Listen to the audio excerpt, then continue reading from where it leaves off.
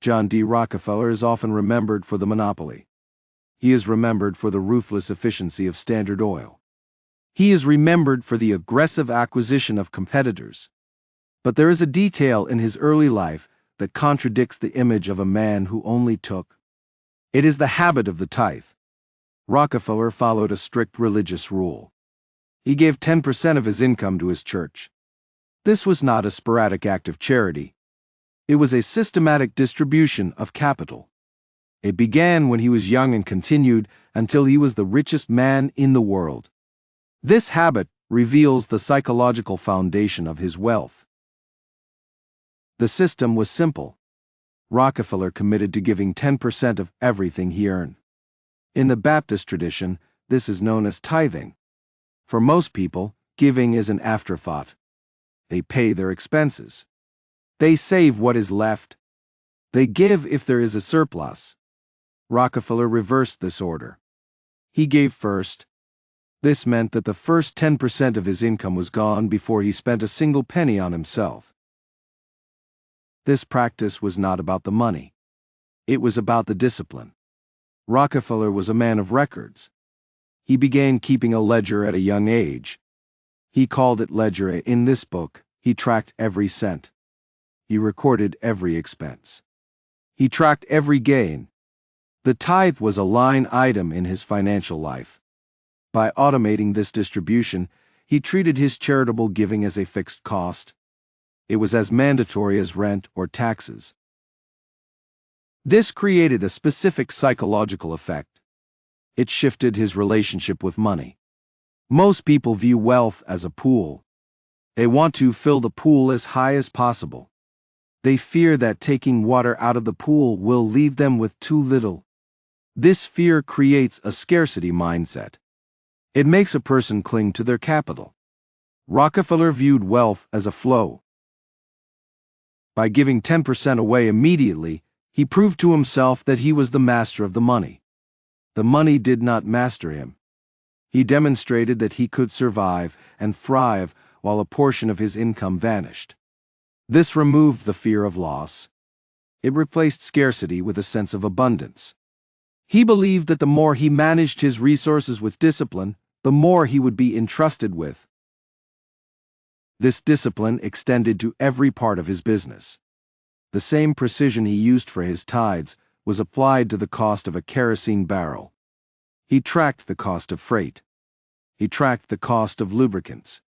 He tracked the cost of the wood used for his barrels.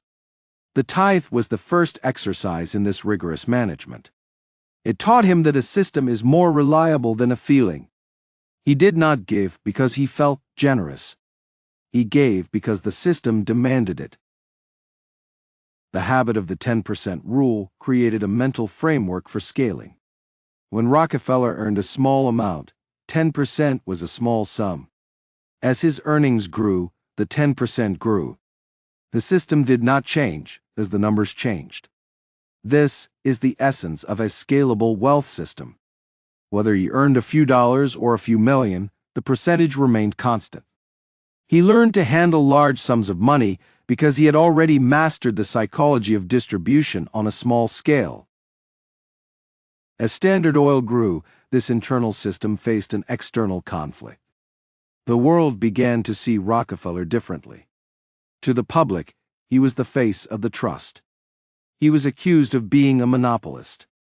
He was criticized for his aggressive business tactics. The contradiction was stark. In private, he remained a devout Baptist.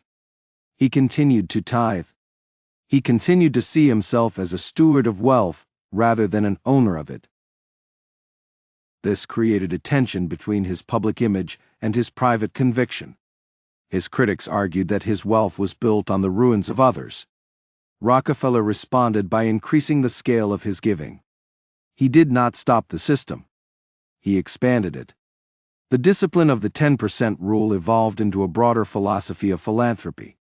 He realized that the same efficiency he used to build Standard Oil could be used to solve social problems. He did not simply write checks. He applied the same systemic approach to giving that he applied to oil. He did not want to give handouts. He wanted to find the root cause of problems. He wanted to create systems that produced permanent results.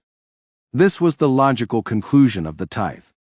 The tithe taught him how to move money. Philanthropy taught him how to use that movement to create change. The outcome of this lifelong habit was the creation of the Rockefeller Foundation. He moved from individual tithing to institutional giving. He shifted his focus to public health, education, and scientific research. He did not do this at the end of his life to clear his conscience. He did this because he had spent decades practicing the art of distribution. The scale of this outcome was unprecedented. By the time of his death, he had given away a massive portion of his fortune. He helped eradicate hookworm in the American South. He funded the development of the yellow fever vaccine. He established the University of Chicago. These were not random acts of kindness. They were the result of a system that had been running since his youth. The 10% rule had trained him to view capital as a tool for a larger mission. The lesson of the Rockefeller system is not about the specific percentage. It is not a religious mandate for business success. It is a lesson in wealth psychology. Most people wait until they have enough to give. They believe that a certain number in their bank account will make them feel secure. They believe that once they reach that number, they will be generous. But this is a fallacy. The feeling of enough is a moving target. If you do not have a system for distribution, you will always fear the loss of capital. You will always feel that you need more. Rockefeller solved this by giving first. He automated the distribution. He institutionalized the flow of money. This is why modern billionaires use donor-advised funds. They are not just seeking tax advantages. They are creating a structure for their giving. They are turning capital flows into a permanent system of influence and impact. Giving is a tool for internal growth. It expands the capacity of the individual to handle wealth. When you give a portion of your income before you spend it, you break the cycle of dependency on your money. You prove that you can function without a percentage of your earnings. This creates a psychological edge. It allows you to take bigger risks in business because you are no longer terrified of the pool shrinking. Wealth is not a pile of gold to be guarded. Wealth is a current to be directed. The person who can control the flow of money is always more powerful than the person who merely accumulates it. Rockefeller understood this early. He used the tithe to train his mind. He used the ledger to track the movement. He used the foundation to scale the impact. The system starts with a single decision. It starts with the choice to prioritize distribution over accumulation. It starts by treating giving as a fixed cost. This does not require $1 billion. It requires a system. It requires the discipline to move the money before the ego can claim it. This is how a habit of tithing becomes a blueprint for an empire. It is the shift from being a servant of money to being its master. Rockefeller did not become disciplined because he was rich. He became rich because he was disciplined. And that discipline began with 10%. Subscribe to Legacy Library for more decoded wealth systems.